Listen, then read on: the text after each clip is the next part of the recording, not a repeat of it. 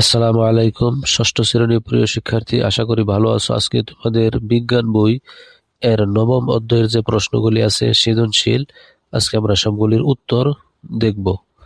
প্রথমত দেখো টিক চিহ্নগুলি যে আছে বইয়ে, 1 নম্বর টিক চিহ্নর সঠিক উত্তর হবে ক নাম্বার, বইয়ের সাথে মিলিয়ে নাও। 2 নম্বর এর টিক চিহ্নর সঠিক উত্তর হবে খ নাম্বার। এবং নিচের উদ্দীপকের আলোকে 3 ও 4 নং প্রশ্নের উত্তর দাও। এই 3 নম্বরের সঠিক উত্তর হলো খ নাম্বার এবং 4 নম্বরের সঠিক উত্তর হলো ক নাম্বার। এবার দেখো তোমাদের এই অধ্যায়ে 2টি সৃজনশীল আছে, আমরা দুটোই দেখব। প্রথমত দেখি 1 নম্বরটি, সৃজনশীলটি বইয়ে আছে তাই দেখে নাও, আমরা শুধু উত্তরগুলি জেনে। 1 নম্বর হলো আলোর প্রতিফলন কাকে বলে। উত্তর হলো আলো কোনো মসৃণ ও চকচকে পৃষ্ঠে আপতিত হয়ে যে প্রক্রিয়ায় পুনরায় একই মাধ্যমে ফিরে আসে তাকে আলোর প্রতিফলন বলে। খ নম্বর প্রশ্নটি দেখো, মাটি ও দর্পণ পৃষ্ঠতলের মধ্যে কোনটিতে বেশি আলো প্রতিফলিত হবে ব্যাখ্যা করো। উত্তরটি আমরা এভাবে লিখব, মাটির তুলনায় দর্পণ পৃষ্ঠে বেশি আলো প্রতিফলিত হবে, কারণ দর্পণের পৃষ্ঠ অত্যন্ত মসৃণ ও চকচকে হওয়ায় আপতিত আলোর অধিকাংশই নিয়মিতভাবে প্রতিফলিত হয়। অন্যদিকে মাটির পৃষ্ঠ অমসৃণ হওয়ায় আলো বিভিন্ন দিকে ছড়িয়ে পড়ে এবং তুলনামূলকভাবে কম আলো প্রতিফলিত হয়। তারপর দেখো ছোট গ নাম্বার, আয়নায় সাবিনের প্রতিচ্ছবি পরিবর্তনের কারণ ব্যাখ্যা করো।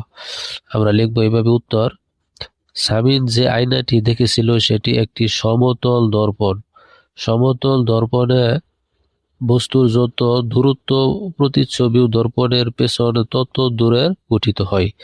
তাই সাবিন যখন আয়নার দিকে এগিয়ে আসে তার প্রতিচ্ছবিও আয়নার দিকে এগিয়ে আসে। আবার সাবিনা যখন আয়না থেকে দূরে সরে যায় প্রতিচ্ছবিও তত দূরে সরে যায়। অর্থাৎ দর্পণ থেকে বস্তুর দূরত্ব ও প্রতিচ্ছবির দূরত্ব সমান হওয়ায় প্রতিচ্ছবির এই পরিবর্তন ঘটে।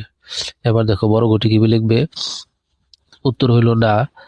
সাবিনের পরিস্কোপে যদি সত্যি 300 ডিগ্রি কোণে দর্পণ স্থাপন করা হয়ে থাকে তাহলে স্কুলের পেরিস্কোপের মতো একইভাবে বাইরের দৃশ্য দেখা সম্ভব হবে না, কারণ একটি সাধারণ পেরিস্কোপে 2টি সমতল দর্পণ সাধারণত পরস্পর সমান্তরাল থাকে এবং নলের সঙ্গে প্রায় 45 কোণে স্থাপন করা হয়। এতে প্রথম দর্পণে আলো প্রতিফলিত হয়ে দ্বিতীয় দর্পণে যায় এবং দ্বিতীয় দর্পণ থেকে প্রতিফলিত হয়ে পর্যবেক্ষকের চোখে পৌঁছায়।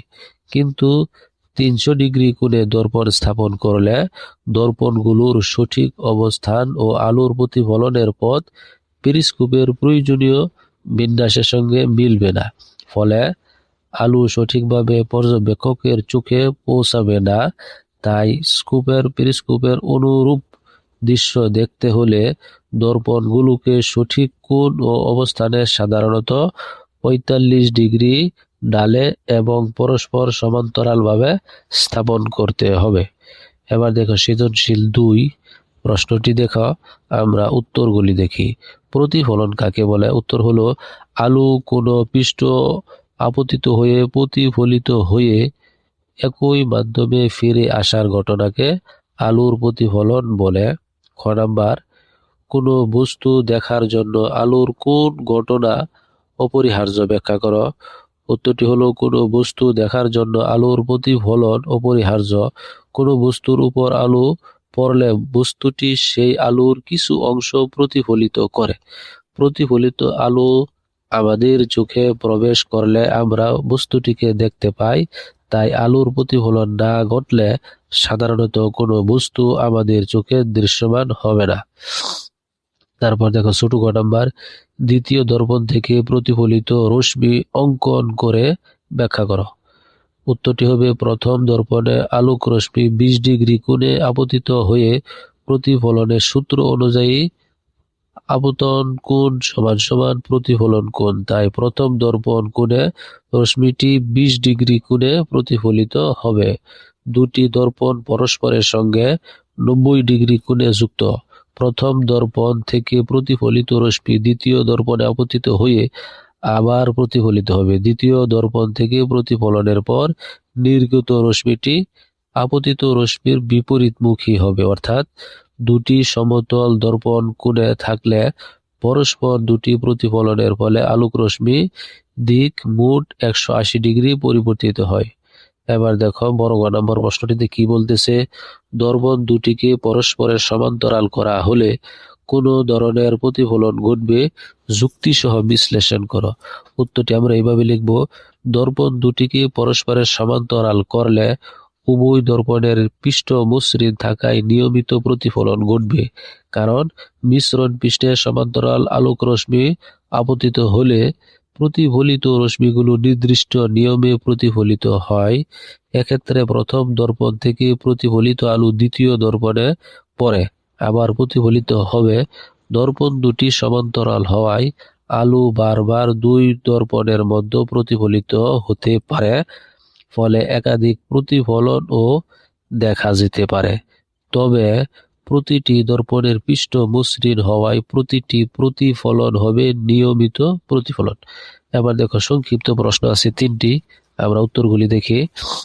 দেখো, পেরিস্কোপে দুটি সমতল দর্পণ ব্যবহার করা হয় কেন?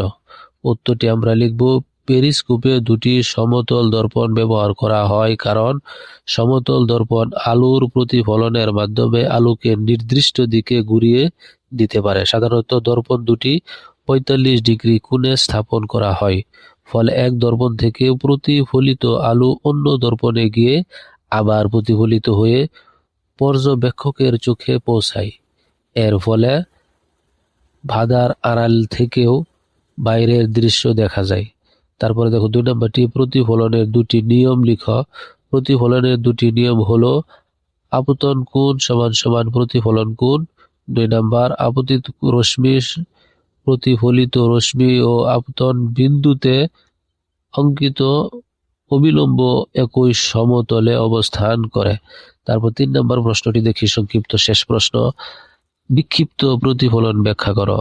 উত্তর, আলো কোনো অমসৃণ বা অসমতল পৃষ্ঠে আপতিত হয়ে বিভিন্ন দিকে ছড়িয়ে ছিটিয়ে প্রতিফলিত হলে তাকে বিক্ষিপ্ত প্রতিফলন বলে, যেমন কাগজ, দেয়াল ও মাটির পৃষ্ঠ আলোর বিক্ষিপ্ত। এরপরে দেখো আরো কিছু বিশেষ প্রশ্ন আছে, উত্তরগুলি এক নজরে দেখে নাও।